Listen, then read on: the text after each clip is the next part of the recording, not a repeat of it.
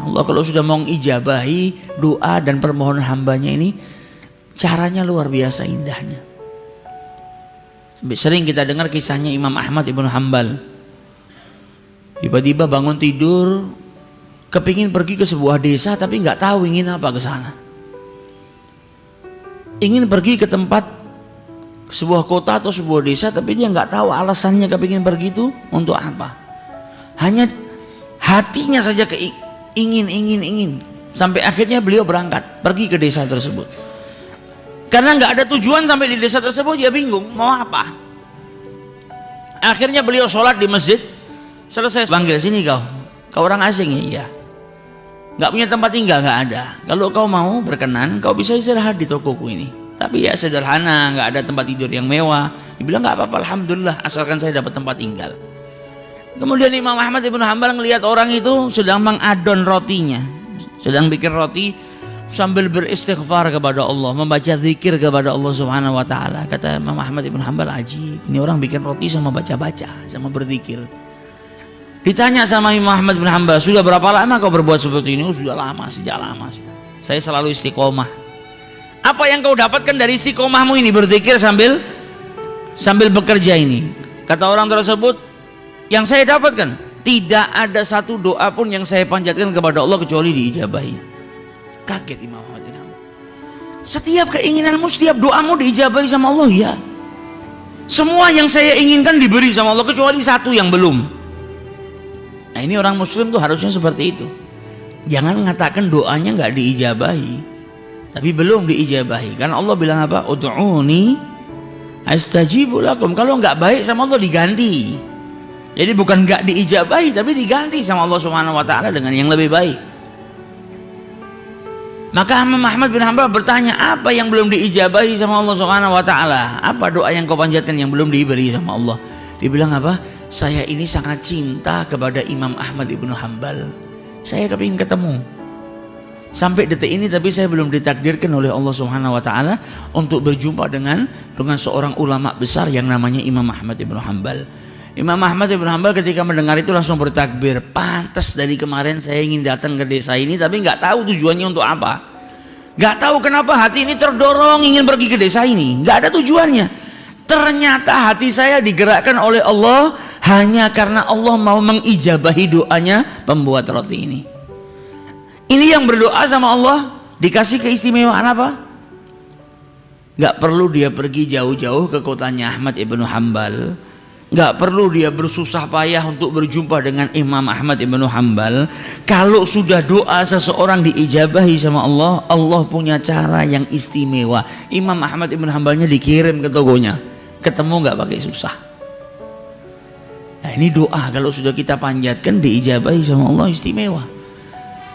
Bahkan beberapa tahun yang lalu ada kisah yang luar biasa mirip seperti kisahnya Imam Ahmad ibnu Hanbal, yaitu seorang dokter di negara Syria, di negara Syam, namanya Dr. Hisham.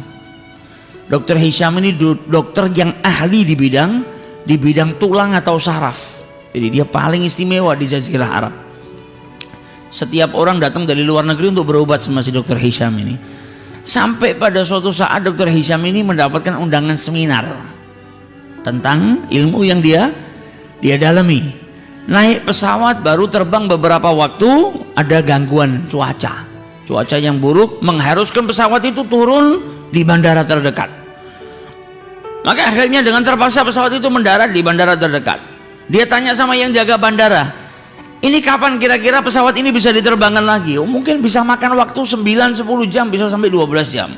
Karena cuaca buruk dan ini bukan bandara komersil yang di situ banyak pesawat mundar-mandir. Rumah yang sudah jelek, sudah rapuh. Dia berhenti, dia ketok pintu rumah tersebut, yang buka nenek tua.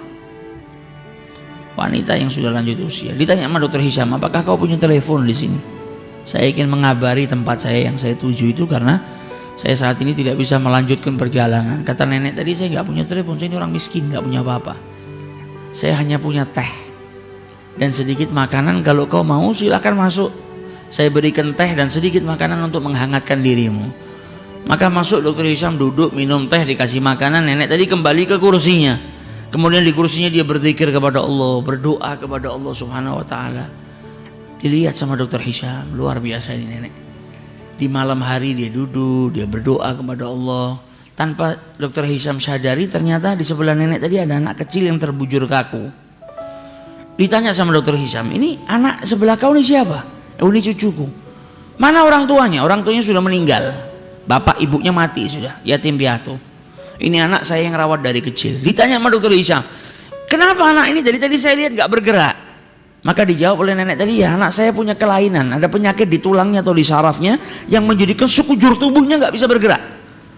Dan kata orang-orang di sini nggak ada yang bisa menyembuhkan penyakit anak saya kecuali dokter terkenal namanya dokter Hisham, ada di negara Syam. Tapi apalah daya, saya orang miskin, nggak punya apa-apa. Untuk pergi ke kota yang dekat saja saya nggak mampu, apalagi naik pesawat ke negara lain ngobatkan cucu saya nggak mampu. Tapi saya punya Allah. Kalau Allah sudah punya mau, gak ada yang gak bisa. Makanya saya terus mohon kepada Allah Subhanahu wa ta'ala. Maka dokter Hisham mendengar ucapan nenek tadi, badannya gemetar. Ya Allah, ternyata pesawat gak bisa melanjutkan perjalanan, turun di bandara darurat. Saya naik mobil pun gak bisa melanjutkan perjalanan, diberhentikan sama Allah di rumah nenek tua ini. Ternyata semua kejadian ini hanya untuk mengabulkan doa nenek tua ini yang tidak pernah berputus asa memohon kepada Allah Subhanahu wa ta'ala. Jadi semua yang saya lakukan ini ternyata hanya cara Allah untuk mengabulkan doa si nenek tadi. Nah ini istimewanya orang kalau sudah doa, gak perlu mikirkan caranya kita orang. Ini nenek gak perlu ngumpulkan duit, gak perlu terbang bawa cucunya susah payah, gak perlu mengikut antri dapat nomor sekian supaya mengobatkan cucunya. Dokter Hishamnya dikirimkan oleh Allah Subhanahu wa ta'ala ke rumahnya. Maka dari itu jangan putus asa. Kalau kepingin berangkat haji, jangan matematika. Dari mana uangnya? Dari mana uangnya? Minta sama yang punya dunia dan seisinya. Kalau Allah sudah mau menakdirkan kita, ngundang kita, nggak ada yang mustahil. Akan dikirimkan rezeki oleh Allah Subhanahu wa ta'ala ke rumah kita dan kita pun bisa berangkat menunaikan ibadah haji. Ini yang perlu kita berbanyak. Datang bulan Dzul Hijjah, kita lihat banyak orang-orang yang berangkat haji. Kita mohon ya Rabb, sebagaimana engkau peringan, sebagaimana engkau mudahkan mereka berangkat ke rumahmu, ke Baitullahil Haram, maka aku pun memohon dengan permohonan yang sama. Mudahkan langkah ini untuk bisa sampai ke sana, mudahkan langkah ini untuk bisa berziarah ke Baitullahil Haram, untuk bisa berziarah ke makam Rasulullah SAW. Kita doa, kita usaha, selebihnya serahkan kepada Allah Subhanahu wa ta'ala.